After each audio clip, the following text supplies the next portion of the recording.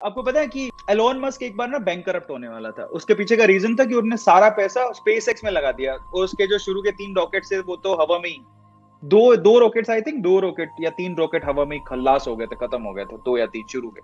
सारा पैसा उसने बर्बाद कर दिया उसके अंदर और वो स्पेस में पहुंचे ही नहीं, बीच पहले ही आग लग गई। अब उसके पास सिर्फ इतना पैसा बचा था कि जिससे 1 रॉकेट वो लॉन्च कर सकता था और अगर वो भी फेल हो जाता, है ना, वो भी उसमें भी ब्लास्ट हो जाता, तो उसके बाद वो बैंकरप्ट था। मतलब एलोन मस्क पूरी तरह से बर्बाद हो जाता। समझ रहे हो? फिर भी उस बंदे ने अपनी जिंदगी भर की कमाई उस लास्ट लॉन्च पे लगा दी। अपनी जिंदगी भर की कमाई लास्ट लॉन्च पे लगा दी। लोगों ने बहुत कहा कि पागल है, ये पागल आदमी है।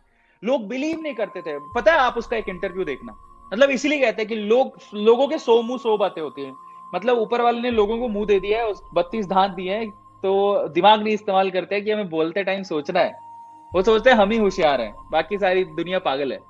सो ऐसे करके उसके साथ भी हुआ।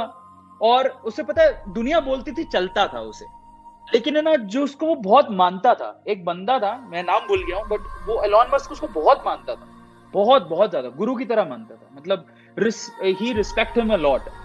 उस बंदे ने जब कहा कि Elon Musk is a mad person, जो अपनी जिंदगी भर की पूंजी बर्बाद कर रहा है ऐसे सपने के लिए जो कभी पूरा नहीं हो सकता, वो कभी सक्सेसफुल नहीं होगा, उनकी थॉट प्रोसेस खराब है, और बहुत निंदा की एलॉन मस्क की। ठीक है, अब मैं आपको बताता हूं असली बात। जब ये सारा हो गया तो उसे बड़ा दुख हुआ, पर उसने कुछ बोला नहीं। फाइनली उसका जो थर्ड या फोर्थ, जिसमें उसने बहुत सारा पैसा लगा रखा था, वो सक्सेसफुल हो गया। वो पहुंच गया ऑर्बिट में। ऑर्बिट में पहुंचने के बाद भाई साहब वारे नारे हो गए, ऑर्बिट में पहुंच गया। उसके बाद नासा ने बैक किया स्पेसएक्स को, नासा ने फंड दिया, बैक किया स्पेसएक्स को।